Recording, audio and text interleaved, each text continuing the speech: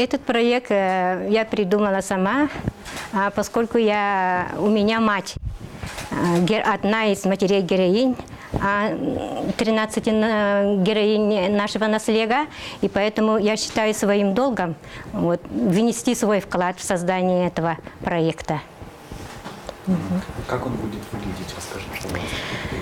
Так, значит, памятник имеет форму полукруга, так, где будут вывешены портреты всех 13 матерей-героинь.